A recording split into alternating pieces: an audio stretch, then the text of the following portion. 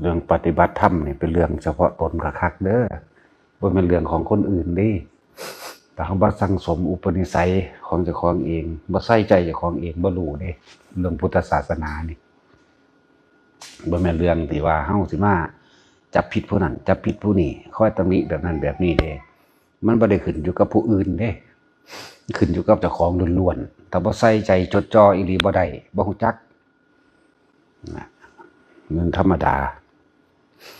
ถ้าเฮาบ่น้อมฟังธรรมพระพุทธเจ้าแล้วมาเปรียบเทียบแล้วมาแยกแยะแต่ของเองบ่รู้แน่นอนคือชีวิตที่ผ่านมาของแต่ละคนนั่นแหละ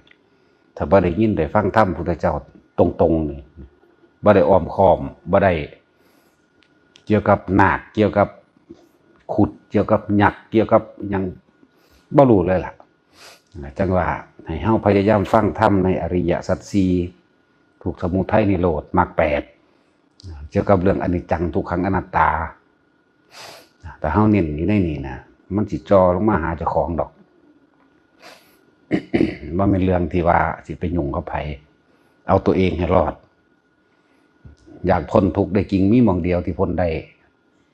คือนิพพานเท่านั้นนอกนั้นบ่พ้นเกิดเป็นหยังก็สร้าง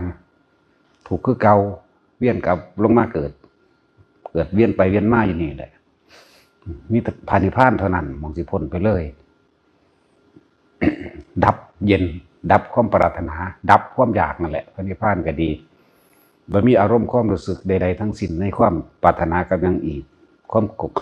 ามโลภบ่มีแล้วความโกรธก็บ่มีกันตัวความหลงก็สิ้นไปนั่นแหละจึงว่ามันเป็นเรื่องที่ใส่ใจในแต่ของบ่ได้เรื่องที่ว่าบ่มีผู้ใดมายืนยันตัดสินให้เฮาได้เด้นอกจากตัวเฮาเองมันเป็นเรื่องที่เฮาสิไปเบิ่งผู้นั้นเขาว่าผู้นั้นว่าผู้นี้ว่าเด้เป็นเรื่องที่ใครควรในความรู้สึกนึกคิดของเจ้าของเองจังว่าเฮาใส่ใจตัวเองดีกว่าจะไปใส่ใจอีหยังกับผู้อื่น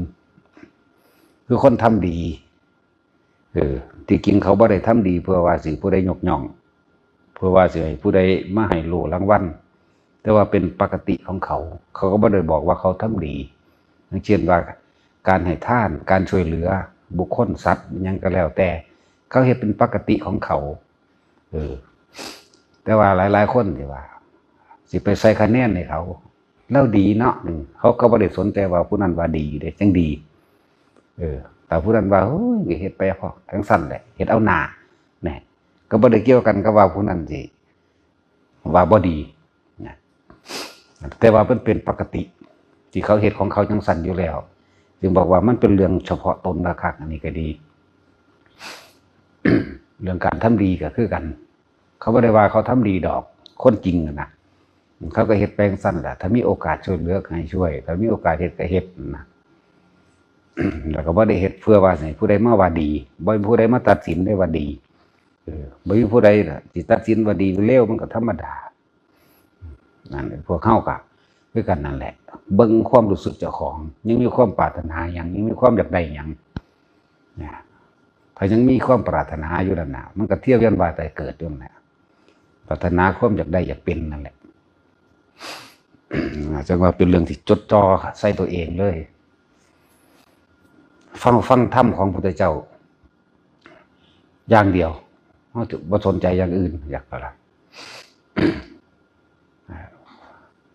แล้วก็ฟังธรรมพระพุทธเจ้าบ่สนใจบ่ไปจดจ่อกับไผบ่ไปนั่นกับไผขนาดนั้นบัดนี้สำหรับคนที่ว่าเข้ามาปฏิบัติแล้วมันก็ยังมีแนวหลอกลวงตัวเองให้ออกไปคิดหลายๆอย่างอยู่บ่ล่ะ ไม่ใช่ว่าการทำสมาธิจังซี่คณิกะสมาธินี่ความสงบชั่วขณะ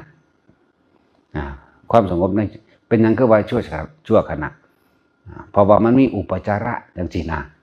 คือมีสิ่งที่อุบัติขึ้นหลอกให้เฮาออกหลอกให้เฮาตกใจหลอกให้เฮาออกมาคิดเรื่องนั้นเรื่องนี้สารพัดนี่ตัวนี้เป็นเรื่องตะของหลอกตะของอีกกว่าน่ะคือธรรมดากว่าจะถึงคำว่าอัปปนาสมาธิจังซี่กว่าสิว่างได้ก็จะถึงการเห็นความจริงโดยอริยสัจการเห็นความจริงโดยอนิจจังอนัตตานี่ว่าสิเขาไปเห็นว่าเพราะทุกสิ่งทุกอย่างย่อมมีเหตุมีปัจจัยเนื่องซึ่งกันและกันเกิดขึ้น และทุกอย่างย่อมมีเหตุปัจจัยให้หนุนเนืองซึ่งกันและกันให้เกิดความดับใดก็จะไปเห็นปฏิจจสมุปปนธรรมเหตุปัจจัยทั้งหลายที่อาศัยหนุนเนืองกันให้สัตว์เกิดและให้สัตว์ดับเนี่ยถือว่ามันบ่ธรรมดาบ่แม่นเรื่องที่เฮาสิไปสนใจใส่ใจกับไผแล้วถ้าไผสิว่าโลดเขาบ่ได้มาละสุขบวกทุกข์ให้เฮาได้ดอกหน้าไผก็ดีบ่มีผู้ใดเอาความทุกข์ให้ไผได้เด้คิดเบิ่งคักๆตัวเฮาเองที่เป็นผู้สร้างมันขึ้นมาเองระวังสุขระวังทุกข์บ่ได้เกี่ยวกับผู้อื่นแต่ของล้วนๆเด้ว่าจึงเป็นเรื่องที่เฮาจะต้องจดจ่อบัดนี้จดจ่อในความคิดของเจ้าของเองแหละอย่าให้มันคิดออกไปอย่ามันคิดออกไปให้ค่าผู้นั้นให้ค่าผู้นี้หรือด้อยค่าผู้ใดก็แล้วแต่เป็นเรื่องที่เฮาต้องเฝ้าระวังความคิดเบิ่งเจ้าของคิดแนวนั้นคิดแนวนี้เกิดอารมณ์ความรู้สึกพอใจมั่งบ่พอใจมั่งนี่มันจึงบอกว่าให้ทุกคนอยู่ในความรู้สึกนึกคิดของเจ้าของเองมีผู้ใดมาละให้ไผได้เด้กรรมแก้ให้กันบ่ได้ปัญญาเอาให้ไผบ่ได้เดี๋ยวบ่ล่ะจังซั่นแล้วเฮาต้องเฮ็ดเอาเองเนี่ยเจ้าของต้องเฮ็ดเอาเองนี่คนทั้งหลายที่ได้รับสุขได้รับทุกข์คือจะเกิดขึ้นจากเหตุก็คือความคิดของเจ้าของนั่นแหละใจเป็นใหญ่เป็นประธานคิดอีหยังก็เฮ็ดไปตามนั้นนั่นแหละนั่นว่าบ่ต้องไปสนใจไผดอกเอามาแต่เจ้าของมีเวลามีโอกาสบัดนี้แม่นบ่มีเวลามีโอกาสมาในสถานที่ลมหายใจก็อยู่ในเจ้าของชีวิตก็เป็นของเจ้าของจะเอาผู้ใดมาตัดสินเจ้าของเนาะจึงว่าอย่าไปฟังไผให้เชื่อตัวเองซะก่อนพึ่งตนกับพึ่งธรรมบัดนี้เอาธรรมนั่นแหละมาเป็นตัวเดินตามกระทำตามคิดตามธรรมะที่พระพุทธเจ้าเพิ่นแสดงเฮาก็อ้างแต่ว่าพุทธเจ้าแสดงนั่นแหละที่จริงก็คืออริยสัจสี่นั่นแหละองค์ใดก็ทางที่แสดงอริยสัจสี่แสดงปฏิจจสมุปบาทแสดงอนิจจังทุกขังอนัตตานั่นแหละพระพุทธเจ้าก็เลยพุทธเจ้าคือพระธรรมอันเดียวกันคือความจริงอันเดียวกันนั่นว่าแต่ละคนบ่แม่นเรื่องที่เฮาสิไปสนใจใส่ใจอีหยังหรอกเป็นเรื่องที่เฮาต้องสนใจตัวเองมากๆกับเฮาเกิดมามีผัวมีเมียมีนั่นมีนี่ก็เจ้าของได้เป็นผู้เฮ็ดมาเอาเองบ่มีผู้ใดมาดลบันดาลให้เป็นเด้เจ้าของล้วนๆแต่นั้นอย่าไปโทษผู้อื่นเฮาก็ดีเฝ้าระวังความคิดเจ้าของขนาดบัดนี้เฮาบัดนี้ถ้าเฮาละหรือว่าบ่สนใจบ่ใส่ใจสิ่งแวดล้อมภายนอกแล้วนี่บ่ได้สนใจในว่าผู้ใดสิวางได้ก็สร้างกูพึ่งตัวเองพึ่งธรรมบ่สนใจแล้วขนาดนั้นมันยังไม่มีเครื่องหลอกลวงในขณะที่เฮามาทำสมาธิอยู่เด้บัดนี้นั่นแหละ ส่วนมากคนที่บ่ค่อยผ่านนั่นบัดนี้เว้าเรื่องเฉพาะเลยบัดเรื่องเฉพาะเฮาเรื่องเฉพาะคนที่ทรงฌานเจริญฌานหรือทำสมาธิขนาดเฮาจออยู่เฉพาะเฮาเด้อรู้ลมเข้ารู้ลมออกขนาดนั้นมันยังมีอาการต่างๆมาพันเฮ็ดให้เฮาวิตกกังวลอันนั้นกังวลอันนี้อยู่ว่าน่ะนี่ธรรมดามีขนาดเรื่องของตนว่าได้นี่ว่าเป็นคนที่จับจุดอุณหภูมิได้แล้วคนที่อยู่ในลมหายใจได้แล้ววันนี้ก็เลยมามีอาการอื่นๆเกิดขึ้นมีอาการอื่นเกิดขึ้นว่าเฮารู้ลมหายใจอยู่ในนี้อุณหภูมิมันก็เกิดอยู่อุณหภูมิก็คืออาการปิติที่เฮาใส่วิธีมันไปเกิดกลางหน้าผากนั่นแหละต่อมาอันอื่นๆนั่นน่ะแล้วก็หลายๆคนฟังบ่เข้าใจเด้คำว่าเกิดนั้นขึ้นก็สร้างเด้อให้พวกเจ้าอยู่ในลมหายใจอย่างเดียวอย่าไปคิดหาสื่อมันอย่าไปหาที่มามันเนี่ยฟังบ่เข้าใจคำว่าเกิดยังขึ้นนี่อันอื่นๆที่มันที่เกิดผ่านเข้ามาอีกหรือว่าคนที่จับจุดอุณหภูมิได้แล้วปานนี้มีอาการขนลุกแทรกซ้อนเข้ามาพุ่นไปคิดหาคนลุกแทรกซ้อนบ่ได้ผีบ่อันนั้นบ่อันนี้บ่เจ้ากรรมนายเวรเขามาเอาบุญบ่เด้เนี่ยนี่เราเอิ้นว่าทรง ไปหาวิตกกังวลที่เพิ่นว่านิวรณ์เครื่องรั้งเครื่องเหนี่ยวรั้งเครื่องกังวลแม่นเบิดนั่นแหละนิวรณ์นะ บ่เข้าใจคำว่าเกิดนึงขึ้นกระสร้างพวกเจ้าจะคิดพยายามอยู่กับลมให้ได้นี่แหละจึงบอกให้ทุกคนอยู่กับลมให้นักแน่นให้มั่นคงโลดพวกเจ้าสิเข้าใจเองเมื่ออยู่กับลมหายใจเมื่อมีอาการปิติขึ้นระหว่างกลางหน้าผากจังซี่ปิติอันอื่นมันก็ซ่อนเข้ามาได้ขนลุกขนพองมีอาการโยกมีอาการสั่นมีอาการน้ำตาไหลมีความรู้สึกเนื้อกระตุกมีความรู้สึกคล้ายกับไฟดูดมีความรู้สึกอึดอัดหายใจบ่เข้านี่แหละที่มันเป็นวิตกคือเป็นเท่านี้ถูกบ่ผิดบ่เนี่ยเกิดอาการพอใจและบ่พอใจนี่ขนาดเรื่องเฉพาะตนคักๆได้นี่บ่ได้มีเกี่ยวกับไผเด้มันก็ยังไปคิดหาออกนอกอยู่เห็นบ่ให้ฟังแล้วก็ทำความเข้าใจให้คักๆที่เพิ่นว่าเกิดยังขึ้นก็สร้างให้อยู่ในลมแสดงว่าบ่ให้คิดให้อยู่ในลมนั่นแหละนะมีแค่ความรู้สึกอันเกิดทางกายนะบัดนี้เสียงได้บ่เนี่ยบัดนี้มันสิออกนอกไปอีกเสียงที่เฮาได้ยินเนี่ยเสียงเปี้ยงหรือว่าเสียงเล่นดนตรีมโหรีต่างๆเสียงเว้ากันไกลๆใกล้ๆมั่งเสียงบ่ได้ซับดอกจังซี่แล้วก็คิดออกไปอีกแล้วเนี่ยบอกว่าให้มันหูยินอยู่ซื่อๆซะแล้วพยายามอยู่กับลมให้มากที่สุดแม้มันคิดออกไปก็รีบดึงมาลมบัดกะถ้ามันยังคิดออกไปอีกเล่นอยู่กับลมเข้ายาวลึกๆหายใจเข้ายาวก็รู้ว่ายาวนี่หายใจออกยาวก็รู้ว่ายาวนี่หายใจเข้าสั้นก็รู้ว่าสั้นหายออกสั้นก็รู้ว่าสั้นเป็นอย่างเพิ่นคือว่าจังสี่สลับไปสลับมาเพราะว่าประสบการณ์แต่ละคนคือมันมีความวิตกกังวลในเสียงสารพัดได้เสียงน่ะจะเว้าทั้งเบิดมันก็คือว่าอย่างแล้วเสียงกระซิบข้างหูเลยก็มีซุบๆอยู่ข้างหูเฮานี่แหละเป็นเสียงคนนั่นแหละเสียงที่บ่มีตัวตนเสียงคือฟ้าผ่าเสียงเติ้งก็มีหรือบางที่ก็ดังฟึดคือจังมันผ่านเสียดหูเข้าไปทั้งหน้าจังซี่เกิดยังขึ้นกับสร้างอยู่กับลมตลอดมีทุกเสียงว่ามีทุกเสียงซะไปหาลังคนก็สิบ่ถึกเสียงที่แต่ของรุนแล้วอันนี้แหละคืออะไรยังสิมาถามอีกทีเด้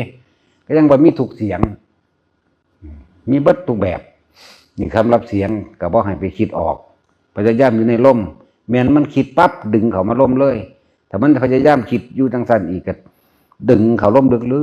กๆปล่อยลมออกดึงเข้าลึกๆปล่อยลมออก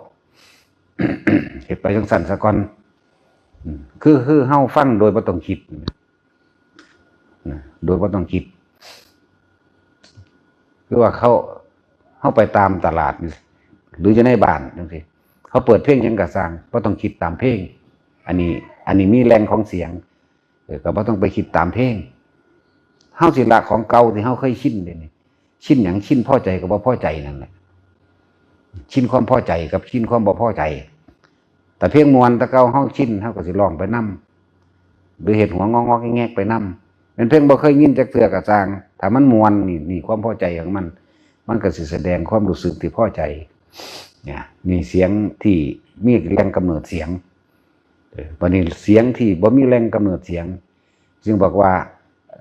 ในความจริงสำหรับนักปฏิบัติแล้วมันต้องมีทั้งนอกทั้งในอัจฉตังวาพหิตังวาโอลาลิกังวาสุกุมังวาหินังวาปณิตังวามีทั้งความหยาบความละเอียดแล้วก็ความปานกลางธรรมนี่มีทั้งภายนอกและภายในหยาบละเอียดและปานกลางแต่ว่าบ่ให้สนใจอย่าไปคิดออกอย่าไปให้ความสำคัญกับมันเพราะว่าหยังเฮาต้องการละนี่บ่แม่นละนี่เป็นความคิดว่าเฮาต้องการละแต่ว่าวิธีละนี่คือดูอยู่กับลมนั่นเองนี่สำหรับเสียงสำหรับรูปภาพก็คือกันบัดนี้นิมิตทางกายก็บอกแล้วเกิดนั่นขึ้นกับสร้างในร่างกายอันนี้หายใจเพราะว่ามันไปฆ่าวิตก มันเลยบ่ผ่านตัวนั้นมันสิฆ่าเลยเด้มันศาสนาก็ไปฆ่าคือเก่าเด้มันธรรมดาเด้ถ้าฮอดศาสนาพุ่นเด้อบ่แม่นแต่แค่นี้เด้พวกเจ้าวิตกไปฮอดบางนั้นแล้วหายใจฟืดฟาดหายใจบ่เข้าค่าจอกล็อกอยู่นี่จอกหลอกข้อนี่แหละค่านี่เลยวิตกไปเลยเฮ็ดไปนั่นก็ย่านอยู่มึงนี่เฮ็ดไปนั่นก็ย่านอยู่มึงนี่มันเลยขวางไว้เลยเห็นบ่ล่ะผู้ใดเคยเป็นแล้วบ่สนใจอยู่กับลมเล่นอยู่ในลมเลยลมยาวก็รู้ลมสั้นก็รู้เนี่ยเอามันอยู่ทั้งนั้นบ่พวกปิติต่างๆคือเขาร่างกายคือกันเล่นอยู่ในปิติเล่นอยู่ในลมเลยเล่นมันก็คักแล้วมันเศร้าดอกเฮ็ดจังซั่นเสียงก็คือกันพยายามจะไปตามเสียงคือจะคิดออกอย่าคิดไปตามมันว่าเสียงเกิดขึ้นจากหยังเสียงหยังเสียงผีเสียงเปรตเสียงเทวดาเสียงสวดมนต์ก็ตามมีเบิดเด้เสียงสวดมนต์ตาทั้งฟ้าเสียงสวดมนต์ดังจากภูเขาลูกหนึ่งเสียงออกมาจากกกใหม่มีเบิดเสียงต่างๆนานาสารพัดเสียงซะบัดนี้เสียงมีเท่าใดในโลกนี่ก็มีทุกเสียงนั่นแหละแม้นมีบ่มีในโลกมันก็ดังได้ขนาดนั้นวิธีละก็คือวิธีอยู่กับลมนั่นแหละทำความรู้สึกอยู่กับลมเลยสำหรับเสียงรูปภาพก็คือกันเลยเห็นเบิดทุกอย่างนั่นแหละมันจะค่อยๆเปลี่ยนไปเรื่อย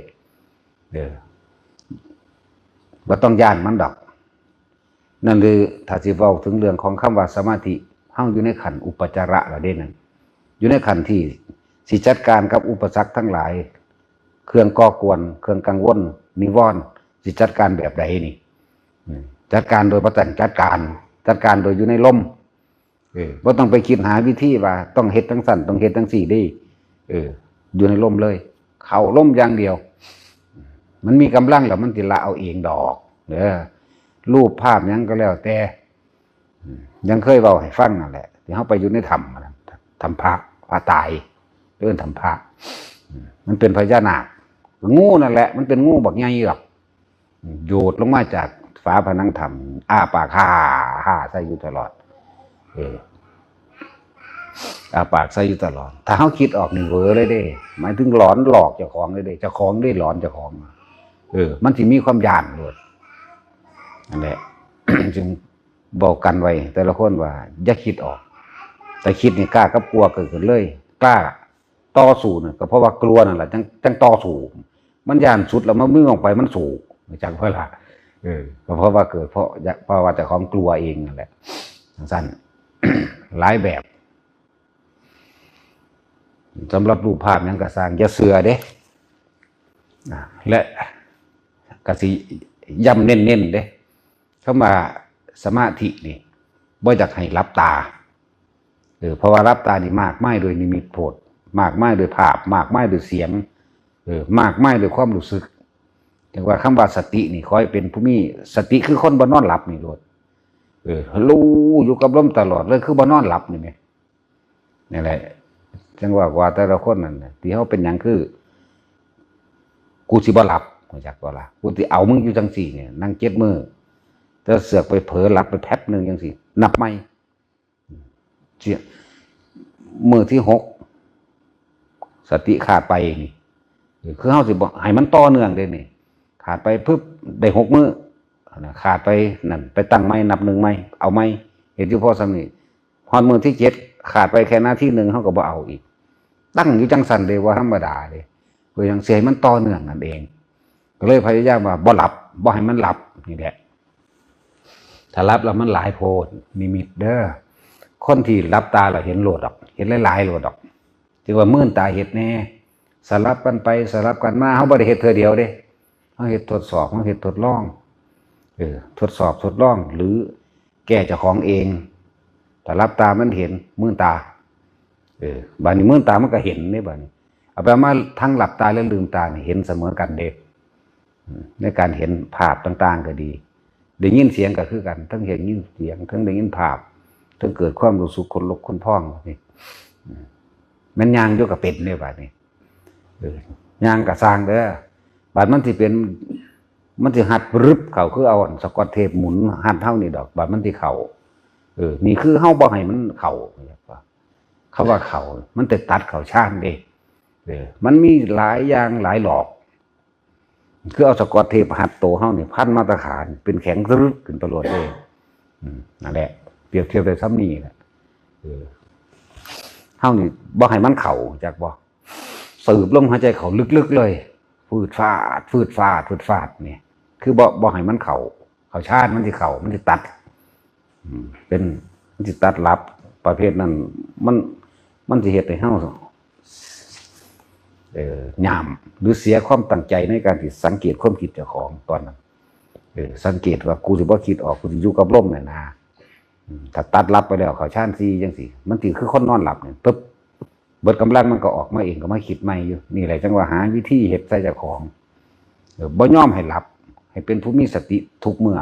สติและสัมปชัญญะนี่รู้สึกตัวตลอดเลยนี่นะรู้สึกตัวทั้งที่มีหยังกับทบกระทั่งทั้งรูปทั้งกลิ่นทั้งเสียงที่ของแปลกๆรูปกลิ่นเสียงเกิดขึ้นนั่นนะพยายามบ่คิดออกจังว่ามันควบคุมเจ้าของเองขนาดเรื่องของเจ้าของเองมันก็ยังมีแนวอื่นๆเข้ามาสิภาษายังกับเรื่องนอกสิบ่สมควรไปใส่ใจเลยกับคนบ่ต้องไปสนใจบ่มีไผเอาหยังให้ไผได้บ่มีไผเฮ็ดหยังให้ไผได้ตะของทั้งหากจึงบอกเน้นย้ำประสบการณ์คนที่ฝึกจริงๆจังๆนะส่วนมากก็ถูกหลอกตัวเองหลอกตัวเองได้ความคิดของเฮาไปปรุงไปแต่งมันก็เลยเกิดพอใจมั่งบ่พอใจมั่งนี่บรรสรุปเรื่องความพอใจมั่งบ่พอใจมั่งแต่ทะยานก็คือบ่พอใจนั่นแหละบางทีมันก็เป็นผีมาเปื่อยยำๆมาจังซี่รับตาแต่มันเห็นมือตาสลับไปสลับมาตัวบ่แม่นสิเฮ็ดแค่เดียวมือเดียวคราวเดียวเด้สิมาสรุปผลได้เด้เห็นมาล้านเทื่อละเด้บ่ต่ำกว่าล้านเด้อันที่เฮาเป็นแบบนั้นแบบนี้เฮาหาวิธีทดสอบทดลองเด้อันนี้เฮาเว้าเรื่องอานาปานสติหังมีอภินิหารมากยิ่งกว่าเบิดทุกอย่างเลยมีทุกอย่างในหั่นแหละมีกว่าเบิดทุกอย่างบ่จำเป็นต้องไปตั้งใจฝึกดอกอันกสิณกสินก็ดีสรุปมาแล้วคือเฮาเคยเฮ็ดมาก่อนเบิดทุกอย่างแต่ว่ามันยังคิดออกเรื่องนั้นเรื่องนี้นะเลยเอาอานาปานสติเลยกูสิรู้อยู่กับลมอย่างเดียวกูสิบ่สนใจหยังทั้งที่หยังเกิดขึ้นความเคยคิดของคนมันเคยไปท่องเที่ยวมันก็ไปแต่ว่านี่มันไปแต่ว่ากูบ่ไปเข้าใจบ่ล่ะฟังเข้าใจว่านี่งงบ่นี่ความเคยชินตัวมันไปคือมันไปแต่ว่าตัวสติรู้อยู่กับลมอยู่นี่นั่นแหละรู้อยู่นี่เนี่ยคือพยายามบ่ให้มันหลับถ้ามันหลับแล้วมันจะไปน้ำกันเรียกว่ามันจะเป็นคือเฮาไปอีหลีนั่นแหละเป็นคือคนฝันนั่นแหละแล้วก็ได้ความรู้สึกกิ่งๆตอนมันหลับไปบัดนี้บ่เป็นแนวนั้นรู้อยู่กับลมอันนั้นจะเกิดภาพเป็นเฮาไปก็ตามเป็นเรื่องเล่าของเฮาที่ลบล่าขาฟันอยู่ก็ตามเป็นเรื่องเล่าของเฮาที่เฮาเดินอากาศอยู่ก็ตามนี่แหละเลยจังว่าถ้ามีสติมั่นคงอยู่ในนี่แล้วนี่เนี่ยอยู่ในลมอย่างเดียวเห็นเบิดรู้เบิดนั่นแหละบางคนที่บ่เข้าใจก็ว่าอดีตชาตินั่นกูเป็นอันนั้นกูเป็นอันนี้เด้บัดนี้เรียกว่าอตีตสังสยานเศร้ายานแย่นอย่างบ่ต้องไปสนใจมันดอกรู้อยู่กับลมทั้งที่เห็นเรื่องราวของเจ้าของที่ผ่านมานั่นแหละเสียงยังก็มากระสร้างพวกทั้งหลายที่ว่ารู้ที่บ่มั่นคงคือรู้บ่มีฐานแห่งการรองรับแห่งความคือรู้บ่อยู่ในลมมันไปรู้ออกไปทางนอกเลยมันลืมกายล่ะนี่มันบ่อยู่ในกายเห็นบ่มันบ่ได้อยู่ในกายในกายคือลมนั่นแหละเนี่ยถึงว่าให้มีความรู้สึกตัวอยู่ในตัวเองกายเวทนาจิตก็ให้มันอยู่ในกันเลยคำว่าธรรมะคือต่างๆนานาสารพัดที่เกิดนั่นเองกายเวทนาจิตธรรมก็ดีพร้อมกันเบิดนี่แหละแต่มันรวดเร็วมันทันกันแล้วมันเป็นอันนึงอันเดียวกันเลยเกิดพร้อมกันเลยเด้ตะกี้เฮาก็บ่ทันแต่ว่าเฮานำตัวว่าตะกี้เฮาก็ไปหลงแบบนั้นแบบนี้มานะเลยเฮ็ดทดสอบทดลองก็เลยหาวิธีที่สรุปง่ายให้แต่ละคนที่ข้านแก้อันนั้นคืออะไรอันนี้คืออะไรนะทุกคนทำความเข้าใจให้แม่นมั่นในตัวเองว่าเพิ่นว่าเกิดหยังขึ้นให้อยู่กับลมอย่างเดียวเพิ่นบ่ให้ไปคิดบ่ให้ไปหาเหตุผลกับมันถ้ามันมีเหตุตัวมันก็มีผล เหตุคือว่าทรงความคิดออกไปอยากไปรู้ว่านั้นเกิดหยังขึ้นอันนั้นคือหยังอันนี้คือหยังอดีตศาสตร์จังซั่นจังซี่มีเบิดได้บัดนี้บัดนี้ก็ทำไปรู้ผู้นั้นรู้ผู้นี้ก็อยากไปแก้นั่นล่ะเหตุผลคือไปแก้แล้วก็วุ่นวายต่อไปข้างหน้าบ่มันคือได้สิเด้แต่มันอยู่ในกอมันแล้วแต่ไปมึยออกมาแล้วทางหนุ่มไปเลยเด้บัดนี้จังซั่นบ่เป็นเรื่องที่ไปบ่เป็นเรื่องที่เฮาบ่ต้องไปสนไผดอกนะเลยว่าอยู่กับลมอย่างเดียวได้ยินเสียงหยังก็สร้างกระซิบอยู่ข้างหูซุบๆๆนี่ก็สร้างเสียงพุ่มๆๆนี่ก็สร้างเบิดทุกเสียงนั่นแหละสรุปว่าเบิดทุกเสียงเบิดทุกภาพเห็นอีกเบิดทุกการเห็นความคิดผู้อื่นก็สร้างมันเห็นเป็นยังสิบ่เห็นเลยเฮาบ่ได้อยากเห็นดอกมันเป็นเพียงแต่ว่าเฮาสิเว้าบ่ซื่อๆอันนั้นอันนี้แบบนั้นแบบนี้นั่นน่ะมันยังเห็นนี่แหละจังว่ารู้อยู่กับลมเถอะเนี่ยมันคงอยู่กับลมอย่างเดียวมันก็มาจากตาหูจมูกลิ้นกายเฮาเก่าแหละแต่ว่าใจเฮาบ่คิดออกเห็นบ่ล่ะมันก็เลยอยู่ของมันได้ตามันก็เห็นภาพนั้นภาพนี้หูก็ได้ยินเสียงนั้นกลิ่นเฮาก็ได้เดี๋ยวก็หอมเดี๋ยวก็เหม็นรสชาติต่างๆสัมผัสเข้ามานี่มันก็หูจักขนาดกินข้าวก็ได้รสชาติอาหารทิพย์นะแต่ว่าเฮาคิดว่ามันบ่ทิพย์มันตัวหูจักบ่ล่ะบ่คิดออกบ่ดีใจบ่พอใจเสียใจหรือว่าพอใจหรือบ่พอใจบ่ให้เกิดรู้อยู่กับลมตลอดนะรูปรสกลิ่นเสียงสัมผัสต่างๆตัวมื้อนี้มันก็ยังเป็นแต่ว่าเฮาบ่สนว่าเฮาสวดมนต์ปึ๊บนี่เฮาก็เพ่งอยู่ในตัวบทสวดโลดถือว่าเป็นหยังบัดนี้หางคนมันก็เห็นนางสับลาบเต็มข้างหลังอยู่นั่นแหละเฮาบ่ได้เหลียวเบิ่งได้มันนั่งเห็นเข้าใจบ่ล่ะแล้วเฮาบ่ได้คิดไปหยังเด้ซื่อๆอยู่เว้าให้ฟังเป็นบางครั้งซื่อๆดอกแต่ว่าจริงหรือบ่จริงก็สร้างมันบ่แม่นถ้าว่าจริงคือบ่เอามาพิสูจน์ให้หมู่เห็นนำมันก็เป็นเรื่องเฉพาะบ่ล่ะจังซั่นแล้วเวลาเฮาอุทิศบุญจังซี่มาเกาะมาดึงเอาจังซี่เอามือปัดออกเนี่ยแต่บ่คิดต่อไปรู้จักอยู่บ่คิดต่อไปนั่นแหละเป็นจังซั่นแต่ว่าเกิดหยังขึ้นก็สร้างให้ทุกคนอยู่ในลมอย่างเดียวเน้นหนักในลมถ้าหลับตามันมีนิมิตมากจักนิมิตเสียงจักนิมิตภาพมื่นตาเฮ็ดสลับไปสลับมาเฮ็ดไปเฮ็ดมาแต่ว่ามื่นตาหรือหลับตาทอกันเสมอกันเบิดบาดนี้อยู่ที่ว่าเฮาสิเว้าหรือเว้าสิจริงหรือบ่จริงมันบ่ธรรมดาเด้พุทธเจ้ามาเดินจงกรมให้เบิ่งว่าล่ะพระอรหันต์องค์นั้นองค์นี้เราชื่อนี้บ่ธรรมดาเด้มาแสดงให้เบิ่งการทำทางจงกรมกว้างขนาดนี้ยาวขนาดนี้เท่านั้นก้าวเท่านี้ก้าวพุ่นน่ะเฮ็ดไปสอนมาก็เพี้ยนเองดอกนี่เป็นของมันจังซั่นเทวดาอินพรหมทั้งนั้นมาโมทนาทะเนอจังซั่นจังซี่เศร้าบ่ต้องไปคิดนี่เบิดนั่นแหละต้องบอกว่าเห็นจริงแต่เรื่องไม่จริงบ่เป็นความจริงถ้าเฮาไปจริงเฮาก็ไปยึดถ้าเฮาไปยึดนั่นแหละจิตติดที่ไหนมันก็ไปที่นั่นเห็นบ่ล่ะว่าต้องสิว่าละสัญญาว่าอย่านำสิ่งที่เห็นเข้ามาเป็นสัญญามันเกิดอารมณ์นี่เฮาเอาเรื่องปัจจุบันได้นี่ให้เป็นผู้มีสติหายใจเข้ายาวก็รู้ว่ายาวโลดหายใจออกยาวก็รู้ว่ายาวโลดสติอยู่ในกายในกายก็คือรู้ลมหายใจเข้าออกของเจ้าของเองนั่นแหละแม้กระทั่งว่าเห็นเฉพาะตะลมก็สร้างกายหายไปก็ตามก็อยู่ในลมนั่นแหละอยู่ในความรู้สึกว่าลมนั่นแหละกายเวทนาก็รู้สึกลมนั่นแหละจิตก็คือหยังก็สติกำกับบ่ให้มันคิดออกนั่นแหละผู้รู้กับจิตกันเดียวกันนั่นแหละที่เอาหยังมารู้ถ้าว่าเอาตัวนี้ซื่อมันซื่อได้พวกเขาจะไปหาความหมายจนเลยถกเถียงกันเด้จิตมโนวิญญาณกันเดียวกันเบิดนั่นแหละจิตคือผู้รู้จังซี่จิตไม่ใช่ผู้รู้ก็แล้วแต่เขาสังเกตตัวเดียวโลดถ้าเฮาหาความหมายว่าใดตราบใดสิเฮายังมีความรู้สึกเนี่ยพอใจกับไม่พอใจตราบนั้นเฮายังบ่ทันละหยังใดใจตัวเดียวโลดผู้ใดก็เคยสูญตัวความรู้สึกโมโหความรู้สึกบ่พอใจแม่นบ่นี่มาเบิ่งความรู้สึกเจ้าของโดดบาดนี้พอใจดีใจมันก็เคยเป็นบ่พอใจเสียใจขับแค้นใจมันก็เคยเป็นเบิ่งความรู้สึกตัวเดียวนี่โลด มันมากหลายอ่ะแต่ละคนบางองค์เพิ่นก็พยายามที่อธิบายให้เข้าใจซื่อๆดอกแต่ว่าเฮากันไปหลงบัดนี้มันหลายอาจารย์ด้วยกันจิตมโนวิญญาณจิตเป็นผู้คิดผู้ปรุงผู้แต่งมโนเป็นภาพจำภาพนึกก็ว่าไปวิญญาณคือความรู้สึกมันก็ถือทั้งเบิดนั่นแหละนี่บัดนี้เฮาละในตัวเฮานี่ให้มันทันคำว่าความรู้สึกโลด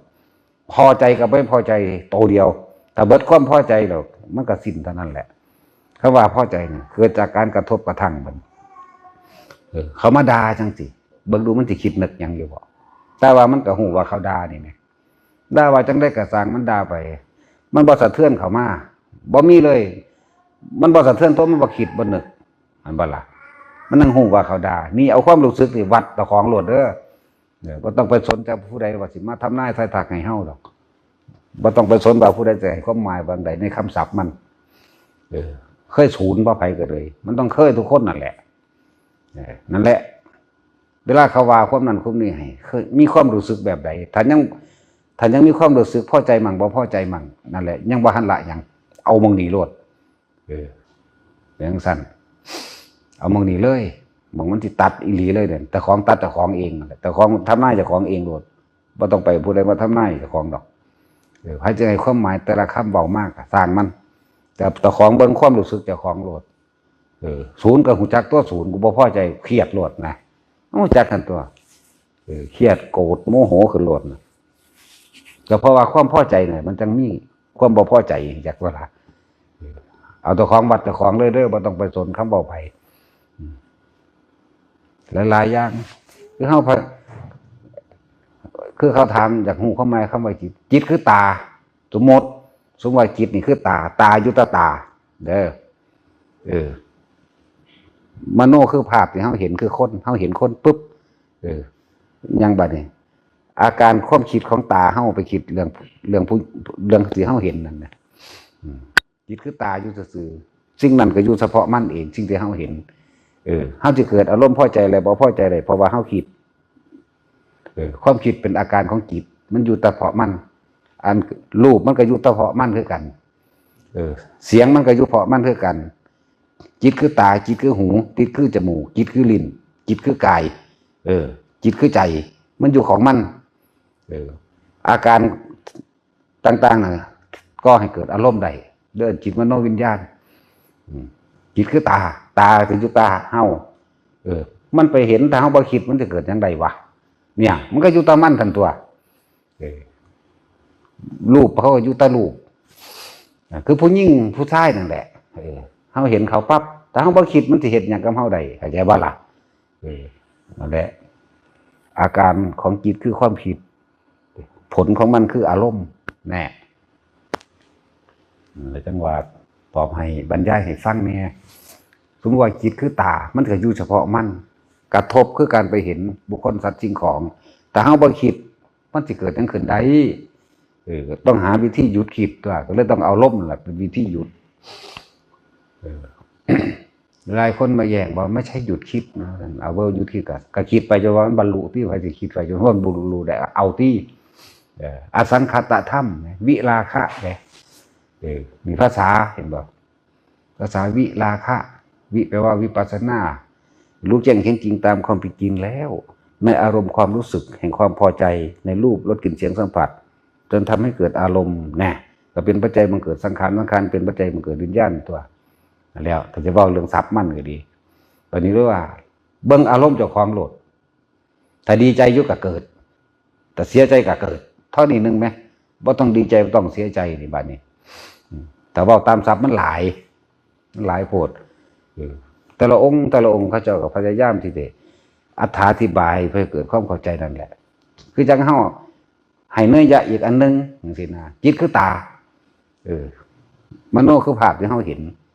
ความคิดนี่คืออาการของจิตคิดไปผลคือวิญญาณเกิดความรู้สึกว่าพอใจกับบ่พอใจเนี่ยตัวนี้แหละเพราะว่าอย่างมันไปมีที่ตั้งกันรูปคนที่เขาเห็นนั่นแหละนั่นแหละมันไปมีที่ตั้งแล้วเมื่อมันไปเห็นปั๊บถ้าคิดปุ๊บนั่นไปที่ตั้งจิตที่ไหนก็ไปเกิดที่นั่นนั่นแหละตัวนั้นเป็นตัวรองรับไว้ละ อารมณ์ความรู้สึกพอใจบ่พอใจกับผู้หญิงคนนั้นผู้ชายเห็นผู้หญิงก็เลยผู้หญิงเห็นผู้ชายก็คือกันนั่นแหละจิตคือหูเสียงมันก็อยู่แต่เสียงเข้าไปคิดมันเข้ามาเองให้ความพอใจเลยบ่พอใจแน่การจะเอาความคิดหยุดความคิดอยู่บ่ได้ก็เลยต้องอาศัยลมหายใจนั่นแหละอาศัยลมหายใจหายใจเข้าหายใจออกความรู้สึกเข้าก็เห็นมันของเข้าเองแหละเล่นอยู่ในปิติของเจ้าของเองโลดรู้อยู่กับลมเล่นอยู่ในปิติถ้ามันบ่ออกรอกตัวมันสิไปใสมันบ่ออกไปคิดหาสิ่งนั้นสิ่งนี้ไงจิตคือตาจิตคือหูจิตคือจมูกจิตคือลิ้นจิตคือกายมันอยู่แต่มันแม้นอีหยังกระทบกระทั่งแล้วนี่บ่มีความคิดเกิดขึ้นมันก็ดับวิญญาณตัวบ่มีความรู้สึกในวิญญาณไงรู้สึกพอใจแล้วไม่พอใจบ่แม่นรู้สึกกายเด้กายนี่ก็คือคนทั่วไปนั่นแหละกายพระอรหันต์ก็เลยกายพระพุทธเจ้าก็ดีกายพระอรหันต์ก็คือคนทั่วไปหิวร้อนหนาวคือกันหิวร้อนหนาวเจ็บไข้ได้ป่วยกินยารักษาไว้คือกันก็ตายเน่าเผาถิ่นเสมอกันแต่ว่าเขาความนี่เขาจะบ่คิดแล้วมันเลยอยู่เฉพาะมันว่างจากความเป็นตัวตนดับสัญญาเห็นบ่ล่ะเนี่ยมันก็มาดับสัญญาดับความค่อยชินความรู้สึกที่ยึดมั่นถือมั่นคำว่าดับสัญญาก็ดีดับความรู้สึกที่เคยมีเคยเป็นดับความรู้สึกพอใจแล้วบ่พอใจเนี่ยเอาเข้าไปแก้นมันหลดนะสัญญานี่แต่มันดับแล้วมันจะเกิดตัวตนขึ้นมาได้จังใดมันจะเกิดความรู้สึกคือเวทนาขึ้นมาได้จังใดเนี่ยแต่เลยต้องดับคือบ่คิดนั่นเองความรู้มันมีมาหลายแล้วแต่ละคนท่องได้ปฏิจจสมุปบาทสายดับสายเกิดมีเหตุมีปัจจัยเนื่องให้สัตว์ทั้งหลายเที่ยวเวียนว่ายแต่เกิดคนที่เกิดเป็นเทวดานี่เพราะว่าคิดแบบนี้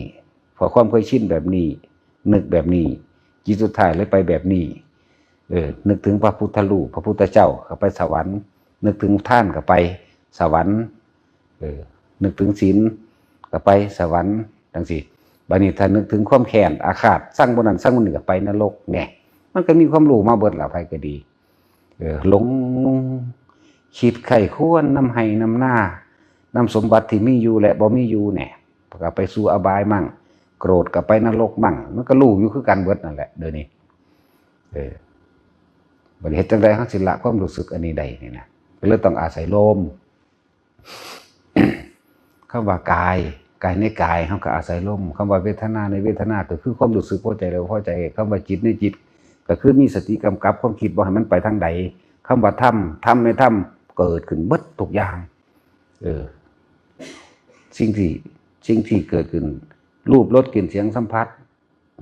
เกิดเวียนไปเวียนมานั่นเองนั่นแหละธรรมก็เลยคือความจริงวัตถุอย่างที่มันเกิดขึ้นมานั่นแหละแต่เฮาบ่คิดกับมันจักอย่างที่รูปรสกลิ่นเสียงกระทบสัมผัสความคิดนี่หยุดไว้นี่หยุดนี่เอาตัวหยุดนี่คืออยู่โตอยู่ในลมเด้มันสิวิปัสสนาบ่ปัสสนาน่ะก็ซื่อมันซื่อเด้ก็เลยว่าอารมณ์ความรู้สึกของเจ้าของใส่กันโหลดเด้อไปก็ดีสังเกตเจ้าของดีๆโหลดบ่ได้ไปสังเกตผู้อื่นดอกถ้าพอใจก็ไปเกิดถ้าบ่พอใจก็ไปเกิดมีเท่านี้เองเด้ต้องซื่อๆอยู่เด้ ว่างแสดงว่าบ่คิดทันตัวเนาะถ้าคิดอยู่มันจะเอาหยังมาว่างนั่นแหละผู้ใดเข้าถึงความว่างได้ก็ดีคำว่าว่างเป็นสื่อนิพพานแปลว่าดับนั่นก็ดับความคิดนั่นแหละดับเย็นมันเป็นสื่อมันสื่อก็ได้ว่าผู้ใดบ่มีความรู้สึกมีความพอใจแล้วบ่พอใจใดนั่นแหละนิพพานเป็นจังซั่นอยู่ในเฮานี่บ่แม่นตายจังไปเด้นิพพานกับนิพพานตอนเป็นนี่แหละเป็นจังซั่นพบก็คือกันบ่แม่นว่าตายแล้วจังไปเด้พบศาสตร์เป็นตอนที่เฮาคิดเดี๋ยวมีอารมณ์ความพอใจมั่งบ่พอใจมั่งนี่ได้พบก็ดีเฮ็ดจังได๋เฮาสิหยุดพบหยุดศาสตร์บ่ให้มันเกิดได้อะไรถึงจังหาวิธีว่าเอาลมนี่ล่ะง่ายที่สุดแล้วเฮ็ดได้ตลอดเวลาทุกเมื่อแล้วพยายามประคองสติจึงสำคัญที่สุดสติคือลมเข้าสติคือลมออกปัจจุบันกับสติคือลมเข้ากับลมออกจึงเน้นอยู่ในลมนี่แหละนิมิตยังเกิดขึ้นกับสร้าง เห็นภาพหยังกะสร้างได้ยินเสียงหยังกะสร้างได้กลิ่นหยังกะสร้างสัมผัสหยังรู้สึกหยังกะสร้างในกายล่มอย่างเดียวนั่นแหละมองสิละ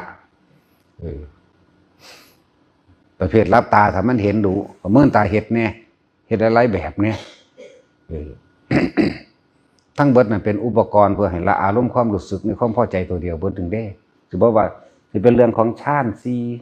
หรืออรูปฌานสี่เอื่นว่าสมาบัติ8เป็นแค่อุปกรณ์เพื่อให้ละอารมณ์เรื่องนี้คำว่าสมาธิคณิกะอุปจาระอัปปนาคำว่าวิปัสสนาคำว่ายังก็แล้วแต่มันเป็นสื่อมันละอารมณ์ความรู้สึกตัวเดียวนี่แหละนะรู้สึกละความพอใจใดความบ่พอใจบ่ละมันก็ละของมันเองหรอกเพราะว่ามันเป็นของสิ่งเดียวกันถ้าเกิดขึ้นกันไหมว่าเอาความรู้สึกใส่กันโหลดเอาภาษานี่โหลดภาษาพอใจบ่พอใจในความรู้สึกเจ้าของใส่กันโหลดส่วนภาษามันมากมายโหดเถียงกันจิตไม่ใช่ความคิดนั่นอันนี้ใช่หรือว่าใช่ยังกระสร้างบ่ได้พวกเขาสรุปโดยตัวเองเลยนะตราบใดที่เขายังมีความพอใจความบ่พอใจกับมาน้ำกันนั่นแหละ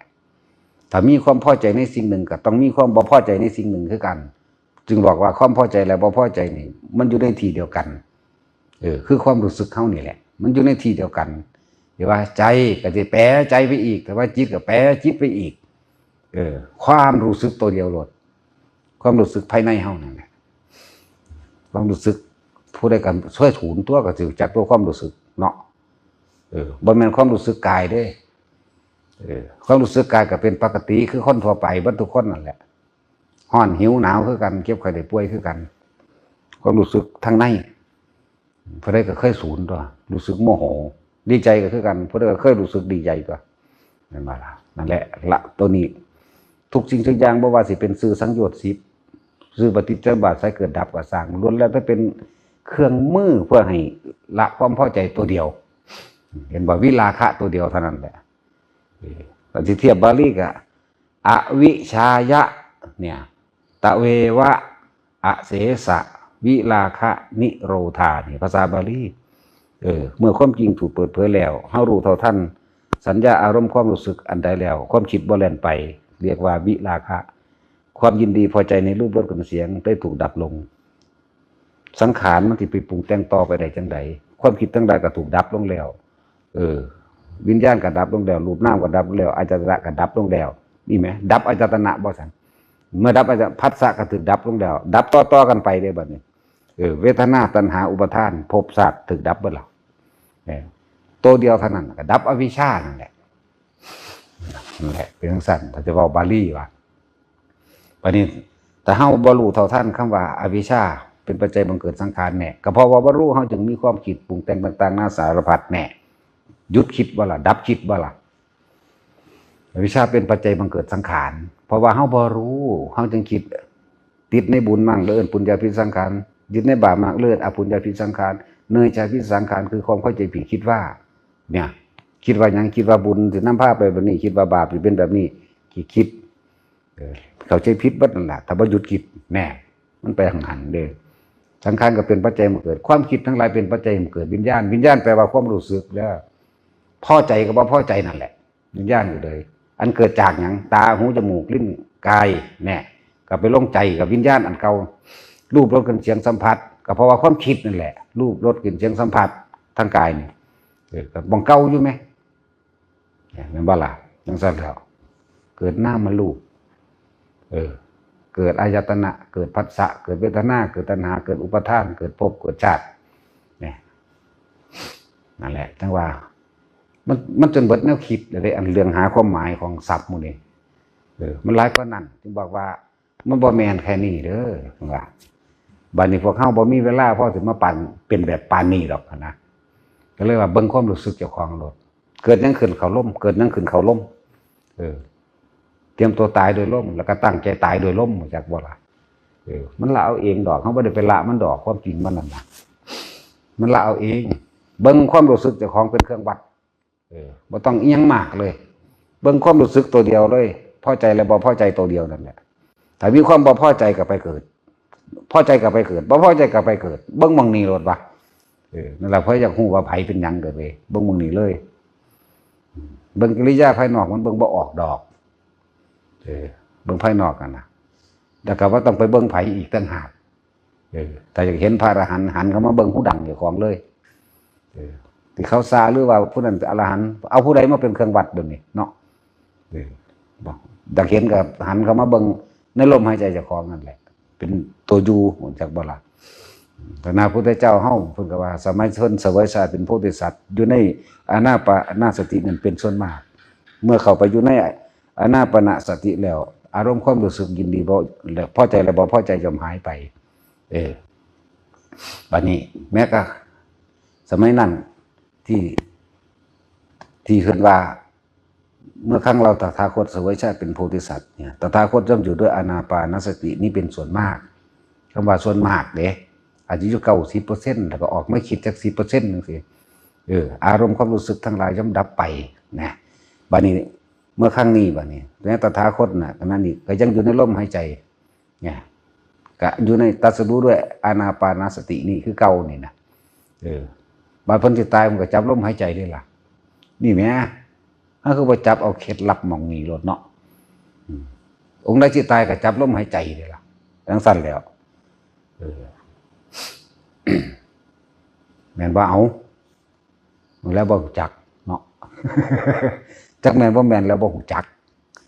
บ่เห็นเพิ่นตายเนาะคือเรื่องของพ่อใหญ่สุดโทธนะนั่นแหละเพิ่นดึงสติขึ้นมาได้แล้วเพิ่นก็บอกเราจะหายใจไปด้วยกันช้าๆเนี่ยตายในลมหายใจก็คือว่าไปอรหันต์อยู่นิพพานในขณะจิตสุดท้ายบาดตายเห็นบ่ล่ะไอ้จังซั่นบัดเพิ่นเองก็ถึงเวลานั้นปุ๊บเพิ่นก็จับลมหายใจของเพิ่นตายคือกันอยู่มั้ยพระอรหันต์มีนิมิตบ่มีแต่ว่าบ่สนใจดับในระหว่างทางกามรูปภพในระหว่างภพทั้ง3นั่นแหละดับคือบ่ไปคิดหยังกับสิ่งที่เห็นกันทุกคนว่าจึงอย่าใส่ใจเด้อนิมิตหยังก็สร้างเฮาบ่ไปคิดกับสิ่งที่เฮาเห็นแล้วเฮาบ่ไปคิดกับสิ่งที่เฮาได้ยินแล้วเฮาบ่ไปคิดกับรูปกับรสกับกลิ่นกับเสียงแล้วเนี่ยเอิ้นว่าดับเย็นบ่คิดปรุงแต่งจากสิ่งที่เห็นจากสิ่งที่ได้ยินได้ฟังนะดับก็ดับความรู้สึกนี่แหละมันบ่เกิดความพอใจกับสิ่งใดอีกแล้วมันก็จบหม้องนี้นึงเด้ก็เลยเอาความรู้สึกเจ้าของว่าถือว่าฝึกฝึกหยังพวกหลับตานี่หลายอันนี้จังสัตว์ฝันนึงได้นั่นน่ะ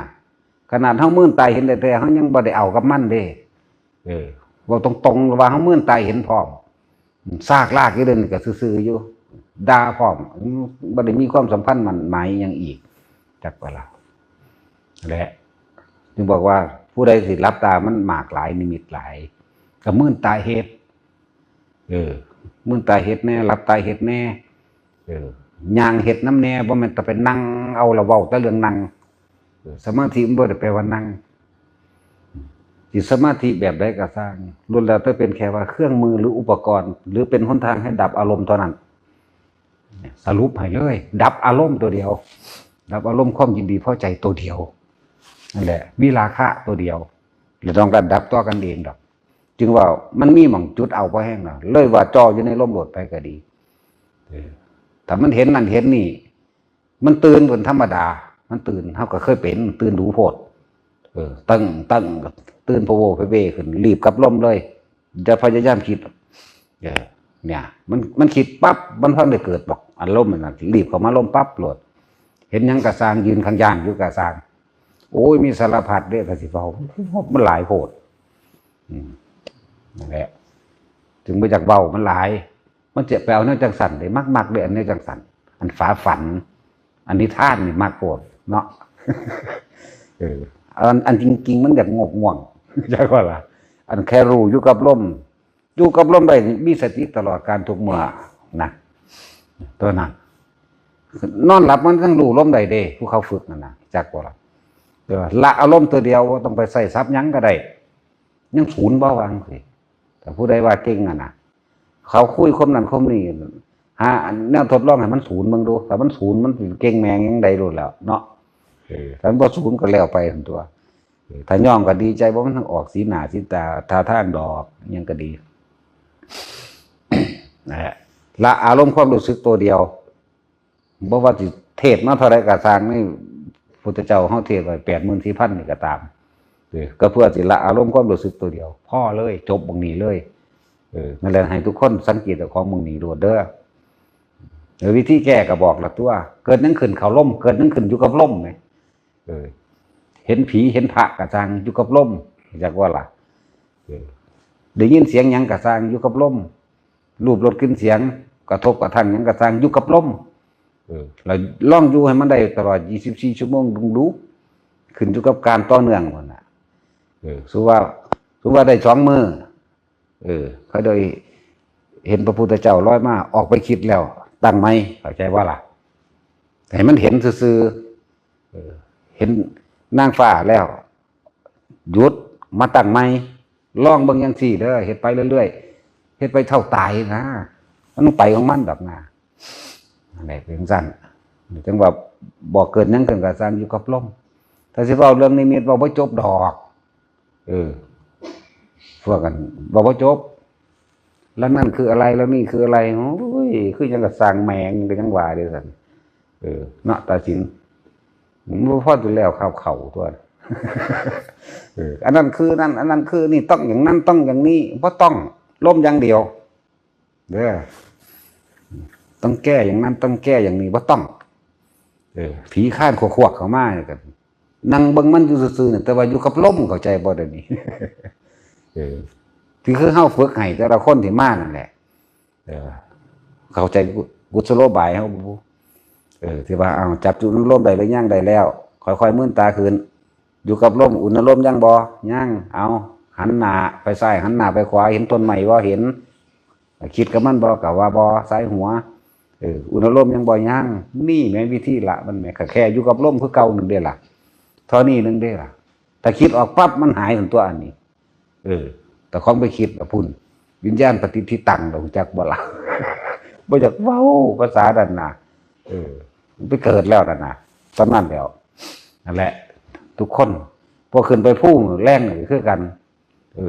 มันผีสิดึงแขวกระซากมาเบิ่งกระซางอยู่กับลมเข้าใจว่าล่ะผู้ใดออกจากลมให้ผีลากจะว่าล่ะเด้อกำแอวมันโลดไปก็เลยตากรรมฟังไว้ตากรรมโอ้อยู่นี่แหละตากรรมตาเสือใจเฟี้ยเด้อยิงแขวใส่ขัดโลดยิ้มใส่สังสวยงามโลดผู้ใดออกจากลมนั่นน่ะเด้อนั่นแล้วถ้าออกจากลมนั่นเป็นโลดแล้วห้องเว้อๆก็ว่าขึ้นแล้วมันมีเพิ่มอีกหลายอยู่เด้บ่ว่าตากรรมตาเสียตาเฟี้ยอีหยังเด้เอาโลดผู้ได้ออกจากร่มนั่นแหละมันต้องบ่คิดมากเห็นบ่ล่ะเอาอีหลีเด้นี่เว้าเรื่องจริงเด้นี่เขาก็อยู่นี่แหละหัวคุกๆอยู่นี่แหละดำๆดอกพะใหญ่นั่นบ่รอคือเฮาเอาสมาทานบัด